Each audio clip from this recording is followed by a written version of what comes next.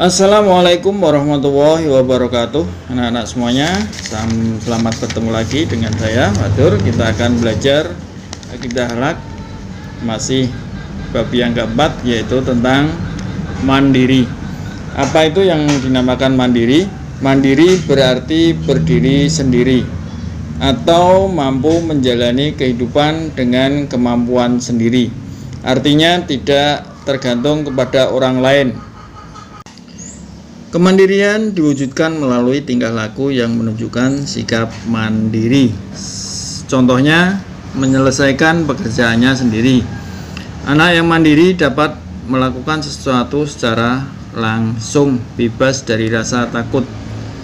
Biasanya orang yang mandiri itu tanpa menunggu perintah, tanpa menunggu apa-apa, dia langsung melaksanakan apa yang menjadi kewajiban mereka untuk melakukan sesuatu demi kebutuhan pribadinya sendiri. Itulah orang yang mandiri, yang selalu melaksanakan sesuatu dengan baik.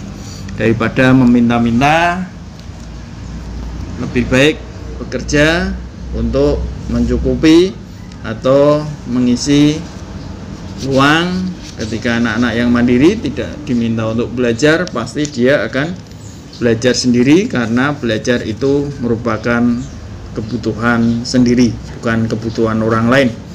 Harga diri seseorang yang beriman ditandai oleh sifat mandiri dan menjaga diri agar tetap terhormat di sisi Allah Subhanahu wa Ta'ala. Walaupun bermandikan keringat, bekerja keras,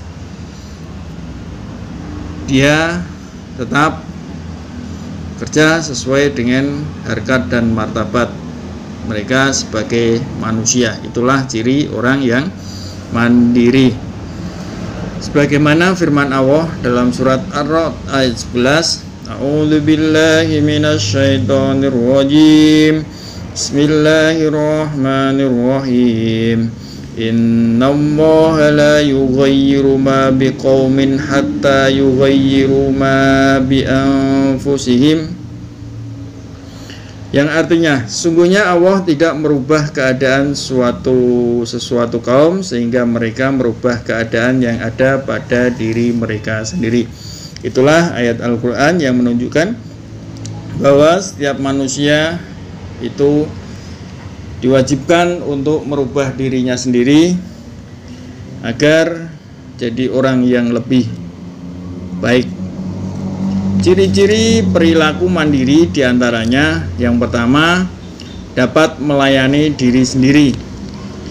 Yang kedua, memecahkan masalahnya sendiri.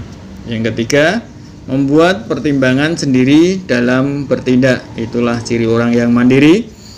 Kemudian yang keempat, mencukupi kebutuhan sendiri. Yang kelima, bertanggung jawab atas tindakannya. Yang keenam, tidak menggantungkan pada orang lain. Yang ketujuh, berani mengambil keputusan.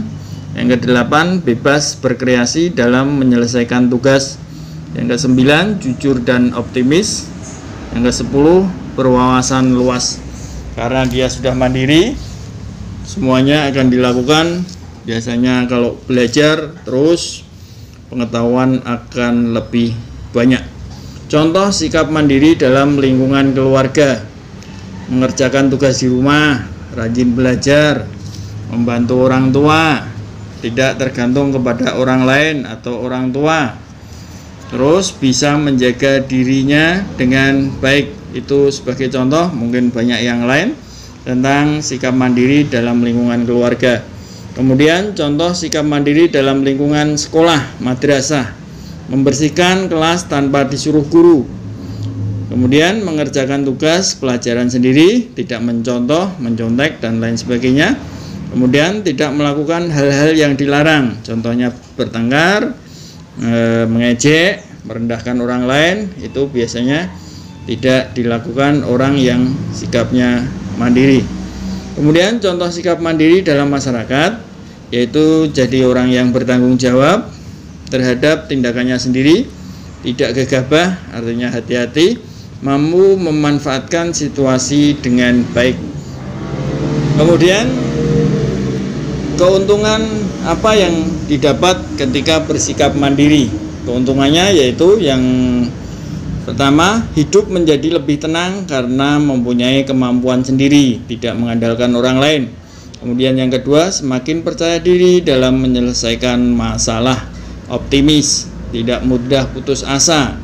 Artinya keuntungannya orang yang mandiri yaitu selalu optimis, tidak mudah putus asa, mudah meraih keberhasilan. Yang keempat itu keuntungan.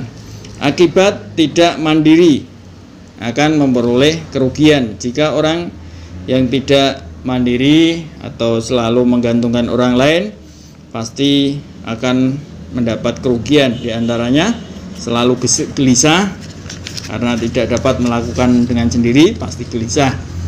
Suka merepotkan orang lain, takut melakukan sesuatu pekerjaan, dijauhi teman. Itulah orang yang tidak mempunyai sikap mandiri. Kemudian hikmah apa yang kita dapatkan ketika kita mempunyai sikap mandiri? Hikmahnya yang pertama, hidup akan menjadikan kita lebih percaya diri. Hikmah yang kedua, dapat memanfaatkan kemampuan sendiri sebaik mungkin.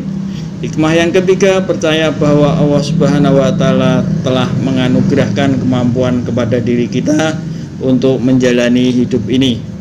Hikmah yang keempat, hidup mandiri salah satu tanda untuk meraih kesuksesan.